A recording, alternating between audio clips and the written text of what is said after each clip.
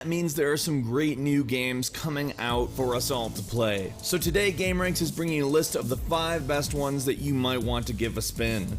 Number 5, Chivalry Medieval Warfare is a pretty sweet looking FPS, and by that I mean first-person sword fighter. As you can see, it's primarily melee based. Now the whole project basically stems from a Half-Life 2 mod created by the same people that made this game, called Age of Chivalry. And it's really not that far from the mod itself. It's not exactly a 100% brand spanking new game, as it has existed on other platforms prior. It's out on PC in the last generation of consoles. But let's say you want to play it in 1080p and 60 frames per second, you're gonna have to get the PlayStation 4 version. On top of that, the amount of players has been boosted in the new console versions, from 12 to 24. There's not really too many other games like this, and I'm not even talking specifically about the swordplay element. Just a melee-based first-person multiplayer game is rare, and whether you have or haven't played it on another platform, it's definitely worth a go. Number 4, Among the Sleep is a first-person horror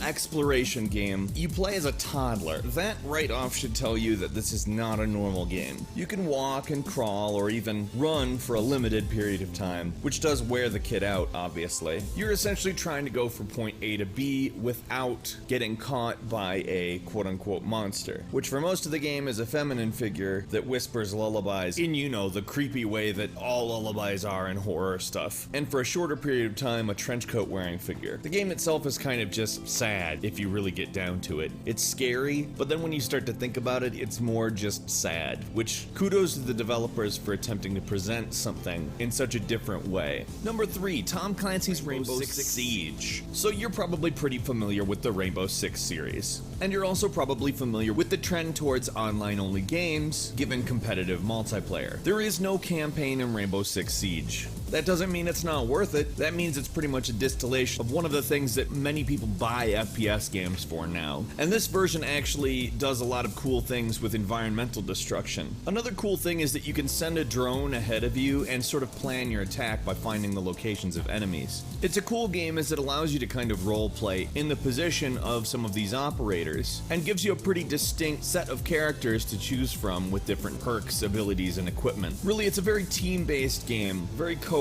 based, regardless of whichever side you end up on. The game has really been regarded as a great entry into the Rainbow Six series despite not having a campaign. And as you know, that can be a bit of a sore spot for people who like campaigns. Definitely worth a shot. Number 2, Xenoblade Chronicles X. If you're one of the people that has a Wii U, this is an absolute must pick up for you, especially if you like JRPGs. Something about the way that JRPGs do open world when they do it shows a much better grasp on story elements than a lot of open world games do. When the Xeno series moved to open world a few games ago, that's exactly what people came to expect of it. Now, it's not a direct sequel to Xenoblade Chronicles, it's more of a spiritual successor, and has a pretty interesting plot set in the not too distant future that involves humanity evacuating Earth and getting stranded on another planet. In 2054, no less, which I don't know if we're gonna be at that point. But still, it's fun to fantasize, and it's even more fun to play this game. Again, if you have a Wii U, this is something you need to pick up. And finally, possibly one of the most anticipated releases of the year, Just Cause 3. Now, you know that Just Cause always has a story, a plot, characters, and that's probably not why you're looking forward to it. Just Cause, as you know, is the definitive chaos simulator, and this one is gorgeous.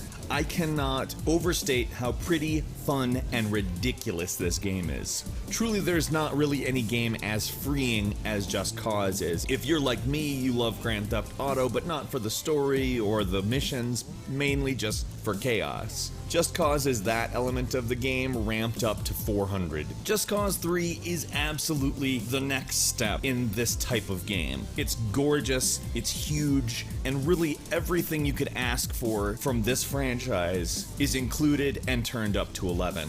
Can't recommend this game more. And a couple of bonus games for you.